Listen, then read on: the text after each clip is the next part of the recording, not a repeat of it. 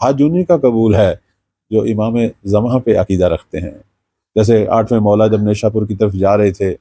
لوگوں نے حدیث کی خواہش کی، لا الہ الا حسنی والی جو حدیث ہے، بڑا مشہور فرمان ہے، وہ بیان کی، بڑا لکھا اس زمانے میں محدثین نے،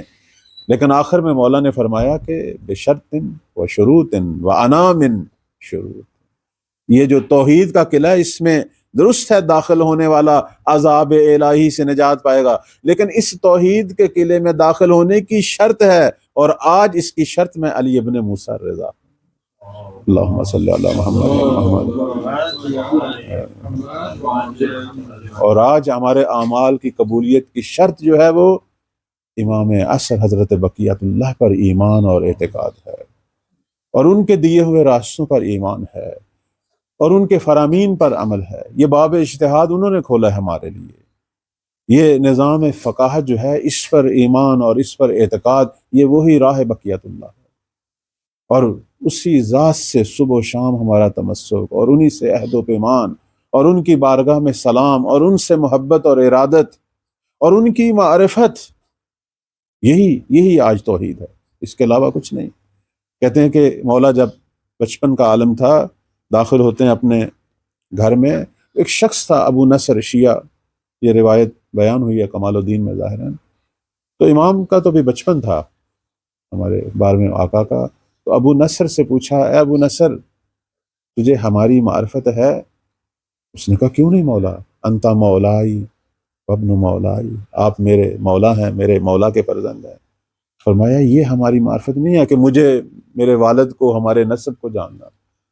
پوچھا کیا معرفت ہے؟ فرمایا مجھے اگر جاننا ہے تو اس طرح جانو کہ انا خاتم الاوصیاء، میں پیغمبر کے وصیوں میں سے آخری وصی ہوں، یعنی مجھے میرے مقام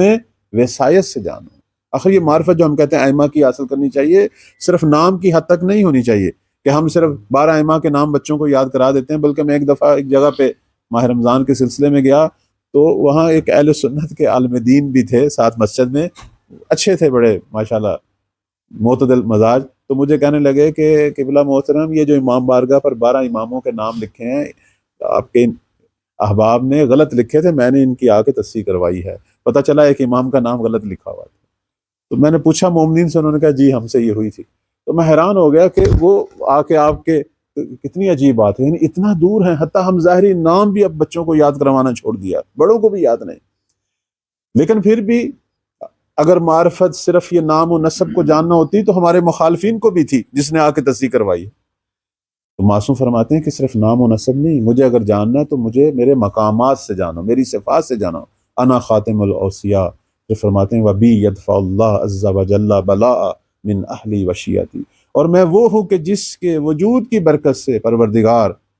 اس کے خاندان سے، اس کے شیعوں سے بلاؤں کو، مصیبتوں کو دور کرتا ہے، یعنی مقام ولایت، یعنی 2 مقاموں کی طرف اشارہ ہے کہ اگر مہدی کو پہچاننا ہے، ان کے مقام وصایت کو پہچانو اور مقام ولایت کو پہچانو، ولی بے عنوان ولی خدا پہچانو، ہمیں پتہ ہو کہ ایک ولی کی کیا عظمت ہے، ان کے کیا فرائض ہیں، ان کے کیا حقوق ہیں، آخر ایک ولی کو اللہ نے کیا طاقتیں دی ہیں۔ انسان ہمیشہ کہتے ہیں اپنے ولی کی بارگاہ میں ہوتا ہے۔ ایک بڑے مشہور ہیں خطیب ہیں ابو الفضل سبزی، انہوں نے کتاب لکھی ہے، میں صرف اس کا ایک اشارہ، ایک چھوٹا سا واقعہ جو ہے اسی حوالے سے آپ کی خدمت میں بیان کروں گا۔ کتاب ہے کہ آج کے دور میں ملاقات با امام زمان در عصر مثلا امروز، اس طرح عنوان سے کتاب ہے، ابو الفضل سبزی، آپ اس پہ چیک کریں تو نیٹ پہ موجود ہے۔ تو آج کے دور میں وہی بات کہ انسان جو ہے وہ کبھی بھی ولی خدا کی بارگاہ سے جو ہے وہ نہیں نکلتا، ہمیشہ ان کی نگاہوں کے سامنے ہوتا ہے۔ اسی موضوع کو مد نظر رکھتے ہوئے اشارہ کروں گا۔ وہ کہتے ہیں میں انگلینڈ گیا، وہاں جیسے نیما شعبان کا پروگرام تھا، تو وہاں دیکھا لوگ ماشاءاللہ ہمارے اپنے مومنین جو ہیں وہ بڑا اہتمام میں اور چراغاں، اور پھر میں نے دیکھا کہ ایک انگریز جوڑا جو ہے وہ بھی کھانے میں اور تقسیم میں اور چراغاں میں سب سے آگے آگے۔ میں نے پوچھا کہ یہ مسیحی ہیں؟ انہوں نے کہا نہیں مسیحی تھے لیکن اب یہ شیعہ مسلمان ہو گئے ہیں۔ تو مجھے تھوڑا سا ہوا تجسس کہ میں پوچھوں، تو ان کے ساتھ گفتگو کا موقع ملا، تو وہ دونوں ڈاکٹر تھے، میاں بیوی، شوہر جو ہے وہ قلب کا ڈاکٹر تھا اور بیگم جو ہے وہ شاید خواتین کے مسائل کی، تو دونوں سے گفتگو جو ہوئی تو کہتے ہیں میں نے ان سے پوچھا کہ آپ کو کیا محسوس ہوا، آپ کس طرح اس دین کی طرف آئے؟ تو انہوں نے، اس خاتون نے کہا کہ میرے شوہر کو بہت تجسس تھا کہ دنیا میں جو اتنے دین ہیں، دین حق کون سا ہے۔ تو ہم مطالعہ کرتے کرتے میاں بیوی جو ہے وہ اسلام کا مطالعہ کیا، اسلام ہمیں سب سے بہتر لگا باقی جتنے دین ہیں۔ اسلام میں پھر کئی فرقے تھے اور ہمیں مکتب تشیع جو ہے وہ سب سے، تو ہم الحمدللہ شیعہ ہو گئے، لیکن میرے دل میں ایک خلش تھی، اور وہ خلش یہ تھی کہ یہ مکتب ویسے تو سارا ٹھیک ہے، لیکن اس میں ایک عجیب سی بات ہے، وہ یہ ہے کہ یہ ایک ایسے امام کے قائل ہیں کہ جس کو 1100 سال سے زیادہ ہو گیا ہے، اور یہ عجیب سی بات ہے آج کی دنیا میں کہ کسی شخص کی اتنی عمر، اور پھر یہ مکتب یہ بھی کہتا ہے کہ جب وہ ظہور کریں گے تو وہ 40 سال سے کم عمر، ایک خوبصورت جوان کی شکل میں۔ تو مجھے بس یہی بات عجیب لگی، باقی یہ ٹھیک ہے باقی، اور یہ خلش جو ہے میرے اندر رہی۔ اور اس کے بعد جو ہے وہ حج کے ایام آئے، جب ہم شیعہ ہوئے تو یہی جیسے اب حج کے ایام ہیں، میں بھی اسی مناسبت سے یہ چیز میرے ذہن میں آئی تھی، تو میں نے کہا چلیں حاجی جو ہیں وہ حج کے مقام پر پہنچے ہوئے ہیں، اور ایک حاجی کا ہدف یہ ہونا چاہیے کہ اپنے مولا کی زیارت ہو، کیونکہ جناب محمد بن عثمان عمری جو دوسرے نائب ہیں، نائب خاص، یہ ان کی روایت ہے، فرماتے ہیں کہ صاحب العصر و زمان ایام حج میں وہیں ہوتے ہیں جہاں حاجی ہوتے ہیں، مکہ میں ہوتے ہیں، مقام عرفات میں ہوتے ہیں، مقام منی میں ہوتے ہیں، اور فرماتے ہیں کہ امام لوگوں کو دیکھتے ہیں، سلام کرتے ہیں، ان کو نام سے پہچانتے ہیں، لوگ بھی انہیں دیکھتے ہیں، سلام کا جواب بھی دیتے ہیں۔ فرق یہ ہے کہ امام تو اپنی امت کو پہچانتا ہے، امت ابھی اپنے امام کو، ورنہ وہاں زیارت ہوتی ہے۔ وہ علی بن مہزیار کا واقعہ، اس کو بھی اس روایت کا پتہ تھا، 20 دفعہ اس نیت سے حج کو گئے تھے کہ مجھے اپنے مولا کا دیدار حاصل ہو، آخر اس کا دیدار ہو کہ جس کی وجہ سے یہ حج مورد قبول ہوتا ہے۔ آخر 21ویں دفعہ اللہ نے ان کو توفیق دے دی۔ اب یہ دونوں میاں بیوی بھی حج کے موقع پہ گئے، کہتے ہیں پہلی دفعہ ایک بہت بڑی اسلامی عبادت، ہمیں بڑا شوق اور بڑی ہم نے اہتمام سے، اور اسی دوران اعمال کرتے کرتے جب عرفات کے میدان میں یہ لوگ پہنچے ہیں تو کہتے ہیں وہاں اتنا رش، وہاں میں اپنے کارواں سے، یہ خاتون کہتی کارواں سے بچھڑ گئی،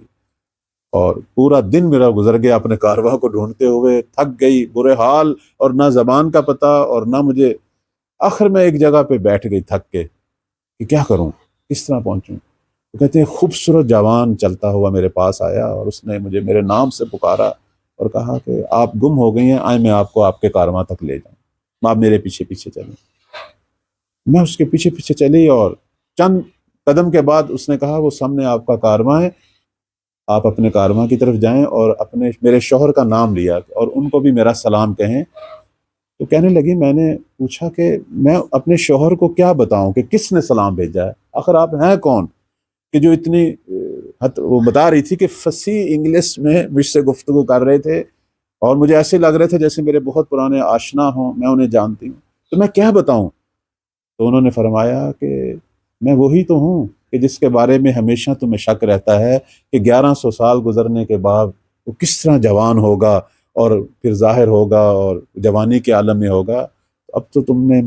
آپ نے مجھے اپنی آنکھوں سے دیکھ لیا ہے کہ میرے پروردگار نے مجھے اس عمر طولانی کے ساتھ اسی طرح جمع رکھا ہے۔